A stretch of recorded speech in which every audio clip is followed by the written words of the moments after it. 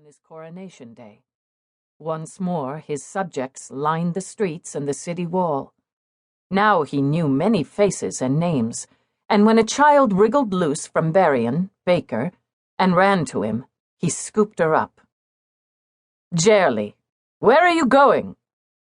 Kieri glanced at the child's mother, who stood red-faced a few paces away. "Give you midsummer luck," the child said, pushing a flower behind his ear. Then she planted a wet kiss on his cheek and wriggled to get down. Kieri set her gently on her feet, and Verrakaien snatched her up, face hardening. "Don't scold her," Kieri said. "Kind hearts are Arianya's children." His own heart ached, thinking of his lost daughter at that age, who had run to him just as eagerly. "If the king doesn't mind, a child's good wishes? Never." He went on then, pausing at the 4 cardinal directions to pour a libation and break a loaf. At noon, he went to the royal ossuary to bring the sun to the dead with garlands of flowers. The seneschal had a basket of fresh leaves ready. Kieri laid the leaves on eye-holes, mouths, ear-holes, and hung the garlands at either end of the ossuary. He felt a welcome from the bones. He sat on the stool the seneschal placed for him between the platforms, and the seneschal set the sun candle before him, its fragrant smoke wreathing about him, then bowed and left Kieri alone. By custom, he would tell the bones how the year went, reassure them or trouble them as it might. He had visited the ossuary several times since his coronation, reading over the stories incised on the bones, aware of something he could not define.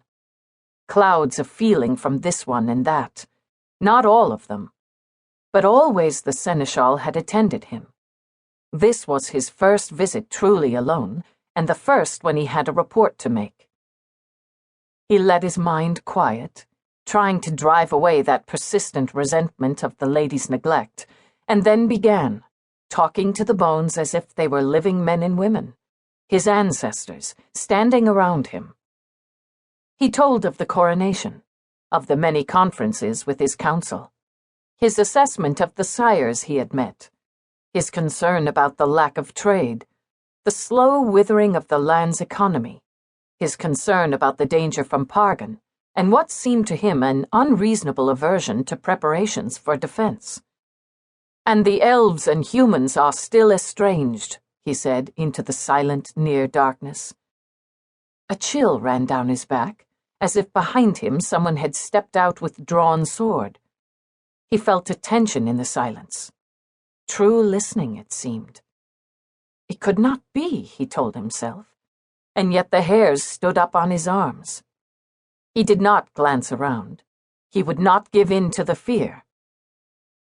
The lady of the ladies' forest. The sun candle flared, the flame rising to the level of his knees as he sat on the stool. Kieri felt sweat break out on his forehead. Were elves listening? So much the better, then. Perhaps they would carry his message to her. He laid it all out in plain words, in a voice flat with suppressed anger. She was his grandmother and his co-ruler. She owed him the courtesy of her presence, and the kingdom the courtesy of her attention and her assistance. She had changed since the coronation, and he did not know why. He was angry, he admitted to the bones, that she had neglected what he saw as her plain duty, and yet he was not free to act as he would if he were sole ruler. Even that day, that sacred morn of midsummer, she had ignored his request and come to the grove only at the final moment. As if physical hands touched his face, he felt something. A warmth on his right cheek, a coolness on his left. Something of his father, the merest hint of a man's firm, warm hand on his sword side, the merest hint of a woman's softer, cooler hand on his heart side. His heart stuttered a moment, then beat on.